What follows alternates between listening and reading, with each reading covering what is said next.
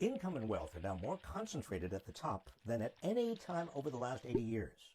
And our unjust tax system is a big reason why. The tax code is rigged for the rich, enabling a handful of wealthy individuals to exert undue influence over our economy and democracy. Conservatives fret about budget deficits.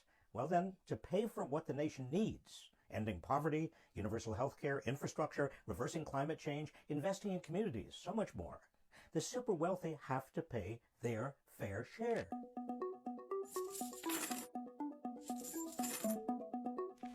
First, repeal the Trump tax cuts. It's no secret Trump's giant tax cut was a giant giveaway to the rich.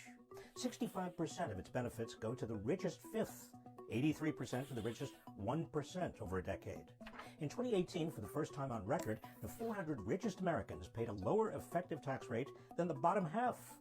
Repealing the Trump tax cuts benefits to the wealthy and big corporations will raise an estimated $500 billion over a decade. Second, raise the tax rate on those at the top. In the 1950s, the highest tax rate on the richest Americans was over 90%. Even after tax deductions and credits, they still paid over 40%. But since then, tax rates have dropped dramatically. Today, after Trump's tax cuts, the richest Americans pay less than 26%, including deductions and credits. And this rate applies only to dollars earned in excess of $523,601. Raising the marginal tax rate by just 1% on the richest Americans would bring in an estimated $123 billion over 10 years. Third, a wealth tax on the super wealthy. Wealth is even more unequal than income. The richest 1/10 of Americans have almost as much wealth as the bottom 90% put together. Just during the pandemic, America's billionaires added $1.3 trillion to their collective wealth. Elizabeth Warren's proposed wealth tax would charge 2% on wealth over $50 million and 3% on wealth over $1 billion. It would only apply to about 75,000 U.S. households, fewer than 1/10% of taxpayers. Under it, for example, Jeff Bezos would owe $5.7 billion out of his $185 billion fortune. That's less than half what he made in one day last year. The wealth tax would raise $2.75 trillion over a decade, enough to pay for universal child care and free public college, with plenty left over. Fourth, a transactions tax on trades of stock. The richest 1% owns 50% of the stock market. A tiny 1/10% tax on financial transactions, just $1 per $1,000 traded, would raise $777 billion over a decade. That's enough to provide housing vouchers to all homeless people in America more than 12 times over. Fifth, end the stepped-up cost basis loophole.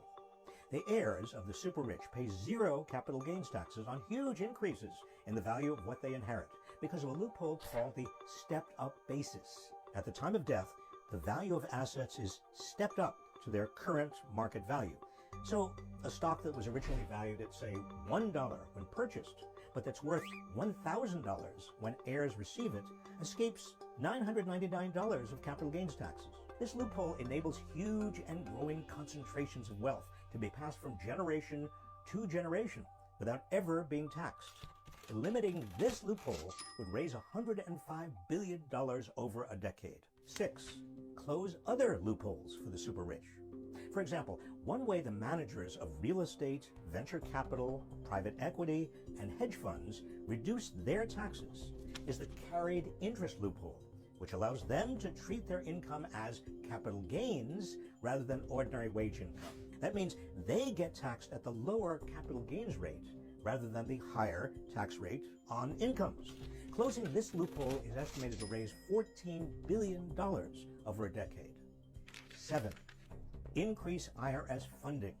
Because the IRS has been so underfunded, millionaires are far less likely to be audited than they used to be. As a result, the IRS fails to collect a huge amount of taxes from the wealthy. Collecting all unpaid federal income taxes from the richest 1% would generate at least $1.75 trillion over the decade. So fully fund the IRS. Together, these 7 ways of taxing the rich would generate more than $6 trillion over 10 years, enough to tackle the great needs of the nation. As inequality has exploded, our unjust tax system has allowed the richest Americans to cheat their way out of paying their fair share. It's not radical to rein in this irresponsibility. It's radical to let it continue.